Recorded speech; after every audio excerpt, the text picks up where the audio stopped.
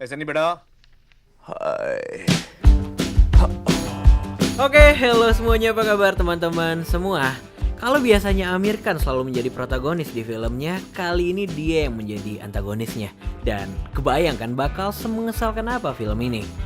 Enggak. Film ini mungkin bakal jadi menyedihkan. Well, ini adalah sebuah film berjudul Secret Superstar.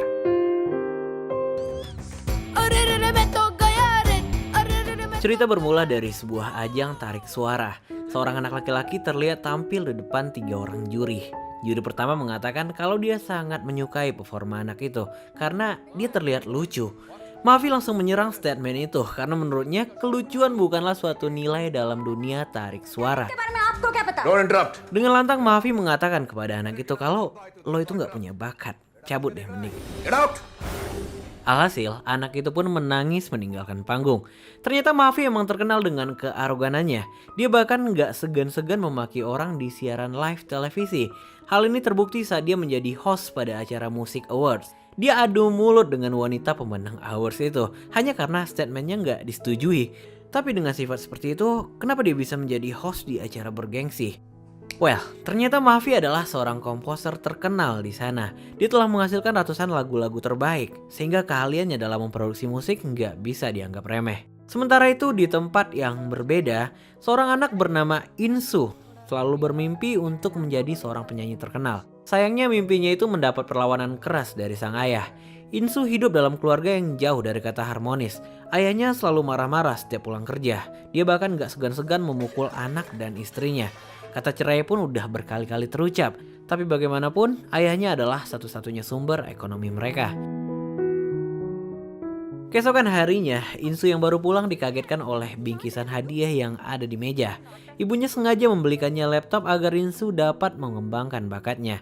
Insu awalnya nggak menerima laptop itu karena dia tahu pasti ibunya harus berhutang untuk mendapatkannya. Tapi bagaimanapun, ibunya hanya ingin melihat anaknya itu bahagia.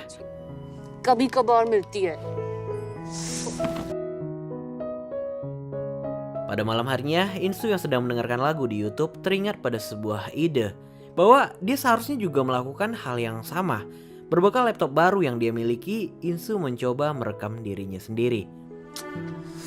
Tapi semangatnya tiba-tiba hilang. Insu teringat apabila dia membuat channel, ayahnya pasti akan mengetahui kegiatannya itu. Ibunya yang gak ingin Insu sedih menyarankannya bernyanyi menggunakan cadar. Seenggaknya itu bisa menutupi identitasnya. Dan penyamaran ini pun dimulai. कोई ये बता दे है कि नहीं मेरी डगर. Tanpa tripod dan equipment canggih, lagu pun direkam. Liriknya menggambarkan kehidupannya saat ini. Insu bernyanyi dengan penuh penghayatan hingga lagu pertamanya itu berhasil direkam. Melalui channel yang dia beri nama Secret Superstar, Insu mengunggah video pertamanya. Gak ada views, gak ada like, apalagi subscribe. Berjam-jam dia menunggu tapi tetap gak ada perubahan. कहा भी था मेरे को बकवास idea. Dan keesokan harinya, Insu telat menghadiri kelas. Karena kelas yang udah penuh, dengan santainya dia duduk di atas meja. Dari momen ini kelihatan kalau sikap Insu ini tengil, keras, dan mengesalkan. Hal ini juga terlihat saat dia didekati oleh Cintan, seorang bocil yang siap melakukan apapun untuknya. Kebaikan bocil ini selalu dimanfaatkan oleh Insu. Tapi di waktu yang sama, Insu bahkan gak menganggap bocil ini sebagai temannya. Kacau nih bocil. Sesampainya di rumah, Insu kaget karena videonya telah mencapai 11.000 views. Hari itu mungkin adalah salah satu hari terbahagianya. Hingga malam harinya, Insu gak bisa tidur memandangi videonya. Beragam komen pun bermunculan. Kebanyakan dari mereka memuji bakat yang dimiliki Insu. Ada juga yang menyayangkan karena wajahnya yang ditutup. Pro kontra dan segala sesuatu yang dia lihat adalah hal yang baru baginya. Bagaimanapun, Insu terlihat menikmati proses itu. Dengan semangat 45, keesokan harinya Insu kembali membuat video. Dia menyanyikan sebuah lagu yang dia tulis untuk ibunya. Liriknya mengisahkan perjuangan ibunya yang selalu ada untuknya. Dan hanya dalam beberapa hari, lagu itu menyentuh 40 juta views. Seluruh teman-teman di sekolahnya menonton video itu tanpa mengetahui bahwa Insu lah pemiliknya. Sesampainya di kelas, salah satu guru memegang koran yang memberitakan tentang videonya. Insu yang lagi ujian sontak bergegas pulang dan mengumpulkan lembar jawabannya. Tapi sayangnya, guru mengetahui kalau Insu asal-asalan mengisi jawaban. Karena hal ini, Insu diminta untuk mendapatkan tanda tangan dari ayah dan ibunya. Sampainya di rumah, Insu diam-diam mengambil koran milik ayahnya dan membawanya ke rooftop. Mungkin biar ayahnya nggak membaca pemberitaan itu. Sialnya, saat kembali ke rumah, pemberitaan tentang channelnya disiarkan langsung melalui TV. Adiknya yang bernama Gudu dengan sengaja menyenggol minuman sang ayah sehingga tumpah di bajunya. Cara ini berhasil mengalihkan perhatian ayahnya.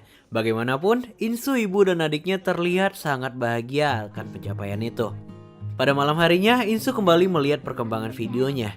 Dia melihat beberapa kiriman dari fans yang ternyata salah satunya adalah video yang berasal dari Mahafi. Dengan sikap tengilnya, Mahafi mengungkapkan kalau dia sangat suka dengan lagu-lagu Insu. Dia juga meminta Insu untuk menghubunginya apabila ingin menjadi terkenal. Insu yang mengetahui kelakuan buruk Mahafi tampak nggak begitu mengacuhkan tawaran itu. Keesokan harinya saat hendak berangkat sekolah, Insu mau nggak mau meminta tanda tangan kepada ayahnya. Di sini ketahuan lah kalau Insu ternyata banyak masalah di sekolah. Insu sempat berjanji akan lebih giat dalam belajar, tapi bagi ayahnya janji aja nggak cukup. Ayahnya menghancurkan gitarnya persis di hadapan Insu. Ayahnya juga nggak mengizinkannya untuk memperbaikinya. Insu yang kesal hampir membuat sang ayah memukulnya. Untungnya ibunya datang.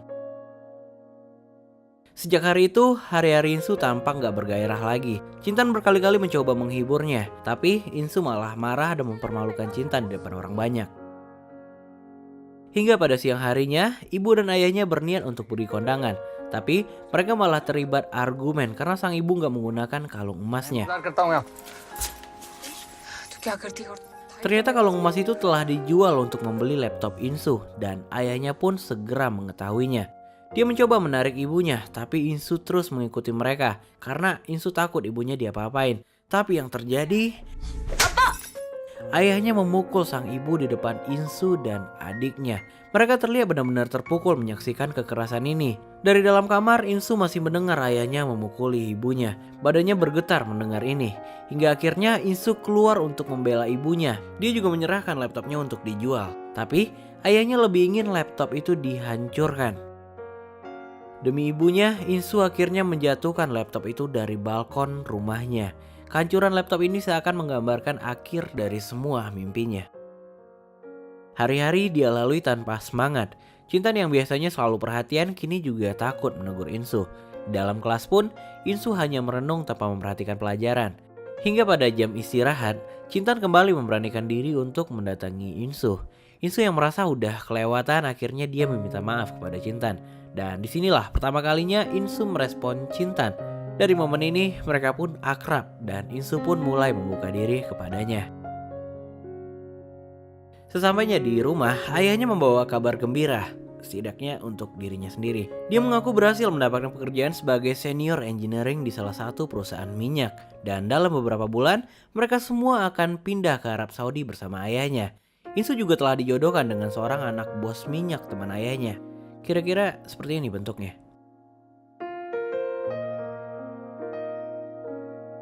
Insu sempat kesal karena ibunya nggak pernah menceritakan tentang hal ini. Dia berinisiatif mengajak ibunya kabur dari rumah dan meninggalkan adik dan ayahnya. By the way, adiknya mendengarkan saat Insu mengatakan ini. Tapi tentu saja ibunya menolak. Setelah itu nggak sengaja Insu mendengar berita di televisi kalau Mahafi baru aja bercerai dengan istrinya.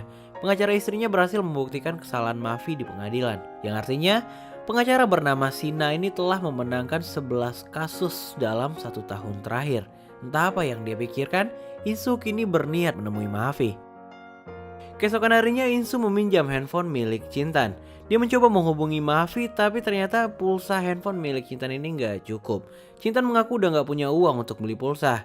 Insu pun kesal karena menganggap Cintan nggak bisa diandalkan. Dia pun kembali memperlakukan Cintan dengan kasar. Tapi usaha Cintan melakukan miss call membuahkan hasil. Mahafi kembali menghubunginya sehingga Insu bisa berkomunikasi dengannya. Dalam panggilan telepon itu, Insu mengatakan kalau dia bersedia memenuhi permintaan Mahafi untuk rekaman. Tapi dengan syarat, Mahafi harus berjanji akan membantunya. Kesepakatan pun terjadi siang itu. Insu diminta untuk terbang ke Mumbai secepatnya. Untungnya, Cintan memiliki pengalaman naik pesawat sehingga dia bisa memberitahu Insu langkah-langkahnya. Dimulai dari keesokan harinya, terlebih dahulu Cintan membantu Insu untuk bolos sekolah dengan keluar melalui gerbang belakang. Tapi karena gerbangnya terkunci, Insu kembali memarahinya. Chintan akhirnya mencari ide lain sehingga Insu berhasil meloncati tembok pembatas. Chintan ini benar-benar mau ngelakuin apa aja lah pokoknya. Di sini akhirnya Insu membalas perasaannya dan mengungkapkan bahwa dia juga menyukai Chintan. I also love you.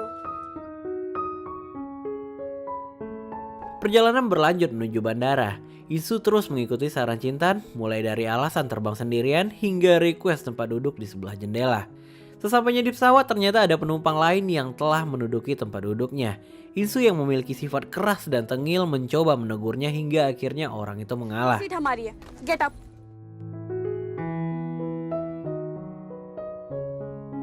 Bagaimanapun Insu terlihat sangat menikmati penerbangan pertamanya itu. Sesampainya di Mumbai, Insu dihampiri oleh seorang laki-laki berpenampilan seperti preman. Ternyata dia adalah orang suruhan Mahavi. Insu pun dibawa menemui Mahavi di studio rekamannya. Dari awal masuk studio, Insu udah terlihat nggak nyaman. Mungkin nggak sesuai nama ekspektasinya. Mahavi juga tetap dengan gaya selengeannya yang lebih ke arah menyebalkan. Bahkan di awal pertemuan itu Mahavi udah langsung ingin mengubah nama Insu dengan Natasha. S-nya 2, katanya. Natasha, that's the one. So, Hingga akhirnya Insu berbicara bahwa dia tetap ingin merahasiakan identitasnya. Jadi perubahan nama itu sama sekali nggak berguna. Singkat cerita, Mahavi memperlihatkan remix terbarunya. Terlihat semua dari mereka menikmati beat itu. Kira-kira raungannya seperti ini.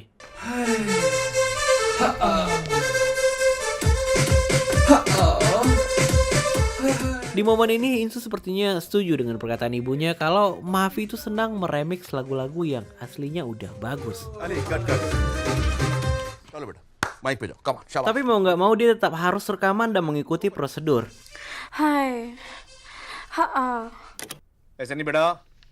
Hai. Oke? 2-3 kali take diambil, tapi hasilnya nggak memuaskan. Produser pun sempat mengatakan kalau udahlah emang nggak bakat anak ini. Beberapa saat setelah itu Insu mengajak Mahavi berbicara 4 mata. Insu mengatakan bahwa ada masalah dalam lagu itu. Insu mengaku sangat sulit menghayati lagu itu apabila diberikan tambahan beat yang berlebihan. Mahavi pun marah kepadanya. Dia seakan diajari oleh anak SMA. Tapi sikap keras yang dimiliki Insu seperti matching dengan Mahavi. Insu kembali mengatakan bahwa dulu lagu-lagu Mahavi selalu diputar oleh ibunya. Bahkan Insu juga sering mendengarkannya. Tapi karena Mahavi mengikuti pasar, lagu-lagu itu diganti beatnya. Liriknya menjadi mati, sama sekali nggak bisa dinikmati. Mungkin karena itu juga banyak label yang memboikot lagu-lagunya belakangan ini, ucap Insu. Perkataan ini benar-benar membuat Mahavi terpukul. Nada bicaranya langsung merendah. Karena jauh di dalam hatinya, sebenarnya dia juga berpikir seperti Insu. Insu pun meminta kesempatan terakhir untuk membawakan lagunya, tapi dengan versi originalnya. ये session cancel कर. वो 2007 वाला लगा. Well, rekaman pun dimulai. तेरी ही बोली बोलूंगी मैं. Setelah sekian lama, Mahavi akhirnya kembali tercengang melihat penampilan seseorang. Gak ada perkataan yang terucap. Dia benar-benar diam tanpa berkedip sekalipun. तुझ में ही सज जाऊं. मैं नचदी फिरा छम छम छलिए. Sesampainya di mobil, Mahavi kembali menegaskan kalau penampilan Insu tadi berhasil membawanya pada suasana pertama kali dia rekaman. Insu pun akhirnya menagih janji Mahavi yang akan membantunya. Dan Mahavi baru menyadari kalau Insu belum dibayar. Tapi bukan uanglah permintaannya. Insu meminta Mahavi untuk membawanya bertemu Sina, pengacara istrinya yang berhasil mengalahkan Mahavi. Ego Mahavi seketika naik, karakter aslinya juga keluar. Mentah-mentah dia menolak permintaan itu. Karena bisa dibilang Mahavi dan Sina itu udah kayak musuh bebuyutan. Tapi karena nggak tega melihat Insu sedih, dia terpaksa menurunkan ego dan menelpon Sina. तुम बिल्कुल ठीक है. मैं बहुत ही बदतमीज आदमी हूँ. You're right. Taking you. मेरे लिए नहीं. It's for this little girl. ये बच्ची के लिए. Singkat cerita, Mahavi berhasil membujuk pengacara itu dan sepakat bertemu pada minggu depan. 8 jam sudah Insu di Mumbai. Kini dia kembali ke sekolah. Pintu yang tadinya terkunci, kini gemboknya telah dibuka oleh Chintan. Insu pun kembali ke sekolah tanpa diketahui siapapun. Sesampainya di rumah, Insu kembali memarahi adiknya karena mengusik barang-barangnya. Gudu sempat minta maaf dan dia beralasan dia tengah menyiapkan hadiah untuk kakaknya itu. Tapi Insu langsung menolak mentah-mentah hadiah itu dan memarahi adiknya. तुझे कितनी बार कहा है उसकी सामान को हाथ मत लगाया कर तू. 1 minggu pun berlalu. Kini Insu kembali ke Mumbai untuk bertemu Sina. Insu menjelaskan kepada Sina bahwa ayahnya selalu melakukan kekerasan terhadap ibunya. Bahkan, ibunya pernah dipukul hingga patah tulang hanya karena lupa mematikan air. Sina mengaku prihatin mendengar cerita itu. Dia pun akhirnya membantu Insu dan menyiapkan berkas-berkas untuk ibunya. Singkat cerita, sampailah Insu di rumah. Insu langsung menceritakan semua perjalanannya kepada ibunya. Insu juga memberikan surat cerai yang bisa langsung ditandatangani oleh sang ibu. Ibunya sontak kaget dan marah mendapat perlakuan ini. Dia mengaku sedih karena Insu terlalu lancang, bahkan Insu nggak mengetahui apakah ibunya mau pisah atau enggak. Perdebatan antara Insu dan ibunya pun kembali terjadi. Insu bersikeras untuk tinggal dan hidup bersama mimpinya, sedangkan ibunya tetap memaksa untuk ikut ke Saudi bersama ayahnya. Insu yang kesal berlari ke rooftop. Dia memukul apapun untuk melampiaskan kemarahannya.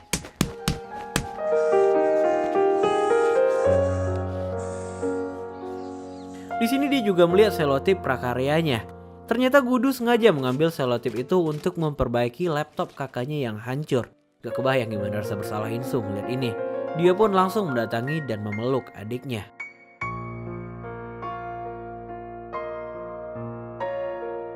Di waktu yang sama, neneknya juga meminta Insu untuk meminta maaf kepada ibunya. Insu jelas menolak perintah itu, karena menurutnya ibunya lah yang salah mengambil keputusan. Sampai akhirnya si nenek bercerita bahwa dulu saat Insu lahir, ayahnya memaksa ibunya untuk menggugurkan bayi itu. Tapi yang dilakukan sang ibu, dia malah kabur dari rumah sakit dan kembali saat Insu telah berumur 10 bulan. Well, sejak malam itu, udah gak ada lagi mimpi yang harus dikejar. Semua yang harus dilakukan hanyalah mengikuti perintah. Setidaknya biar bisa sedikit membayar perjuangan ibunya dulu, pikir Insu. Channel YouTube-nya kini udah gak ada. Dia menghapusnya. Hari-harinya kembali murung, gak ada semangat sama sekali. Bahkan berita saat Insu dinobatkan sebagai nominasi awards pun gak menarik lagi baginya. Pada malam itu, keluarga Insu berkumpul di ruang TV. Berita kembali menyiarkan prestasi Insu melalui Secret Superstar. Insu bahkan gak menoleh lagi ke TV itu. Setiap hari ibunya sedih melihat Insu. Dia seperti orang hidup tapi tanpa tujuan.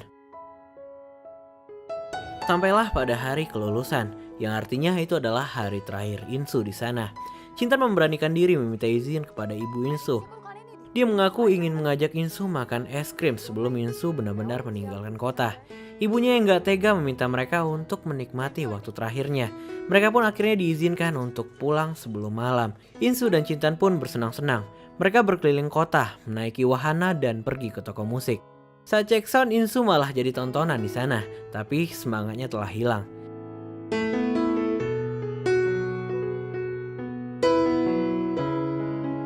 Sampailah saat terakhir sebelum mereka berpisah. Insu mengaku bahwa dia akan merindukan Cintan, sama halnya dengan yang dirasakan oleh Cintan. Singkat cerita, sampailah mereka di bandara. Saat melakukan boarding pass, petugas mendapati barang yang melebihi kapasitas. Sang ayah memastikan bahwa masing-masing koper nggak ada yang melebihi 25 kg. Tapi ternyata bukan berat masalahnya, melainkan kuotanya.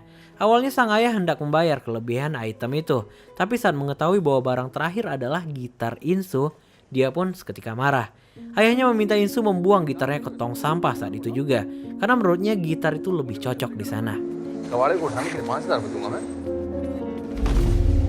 Ibunya mengatakan bahwa itu adalah satu-satunya barang milik Insu yang dia bawa. Tapi ayahnya malah kembali mengatakan bahwa itu bukan gitar, tapi sampah. Ayahnya mengancam akan memukul sang ibu apabila dia terus melawan. Ibunya kembali menjawab bahwa dia setuju kalau gitar itu ditinggalkan. Begitupun Insu, Gudu, dan ibunya itu sendiri. Dengan kata lain, mereka batal pergi ke Saudi.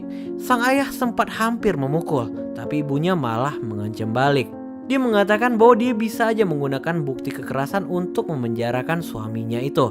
Dia juga bisa memberitakan itu melalui channel YouTube Insu, sebuah channel dengan jutaan fans yang ayahnya bahkan pernah dengar suara itu. Gak hanya itu, ibunya juga telah menandatangani surat cerai mereka. Bukti-bukti kekerasan semua lengkap di sana. Rumah dan hak asuh diminta oleh ibunya. Kalau suaminya menolak, dia mengancam akan melaporkannya ke polisi, yang otomatis suaminya akan kehilangan apapun yang dia miliki.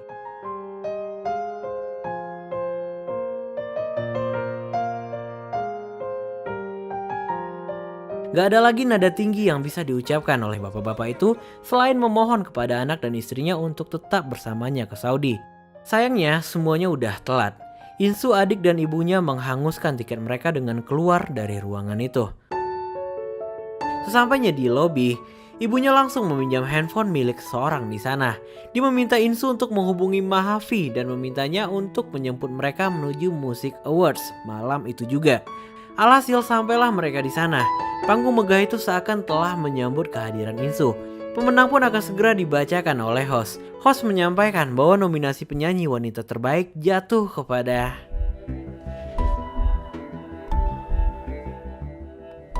Monali Thakur. Yes, Monali kembali memenangkan awards tahun ini. Mavi tampak nggak percaya. Sebaliknya, Insu terlihat pasrah dan menerima keputusan itu. Dalam pidatonya, Monali sempat menyinggung kehadiran kontestan baru di nominasinya. Dia mengaku sangat menyukai lagu-lagu Secret Superstar. Dari segi suara dan kualitas lagu secara keseluruhan, Mona mengaku kalah. Jadi, kemenangannya di tahun ini menurutnya adalah sebuah kesalahan. Mona akhirnya memanggil Secret Superstar untuk menaiki panggung dan mengambil pialanya. Sebaliknya, Insu terlihat pasif dan gak merespon panggilan itu. Meskipun keluarga dan Mavi telah mendukungnya. Tapi setelah Mavi menyoraki kehadirannya, lampu dan kamera seketika mengarah ke Insu. Dia pun akhirnya berdiri dan berjalan menuju panggung. Di depan kamera besar itu, dia membuka penutup wajahnya. Semua orang bersorak dan gak menyangka bakal melihat Secret Superstar menunjukkan identitasnya.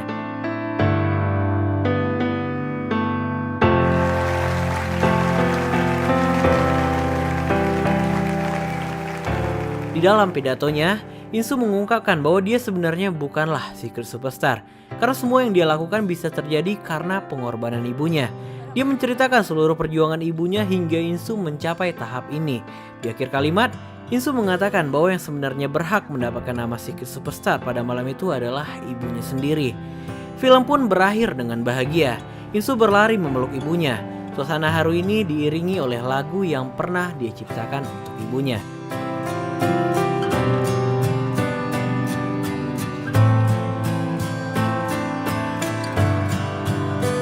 Well, gimana menurut pendapat teman-teman semua tentang film ini? Gue jujur aja kebawa sih dengan suasana sedihnya dari film ini ya.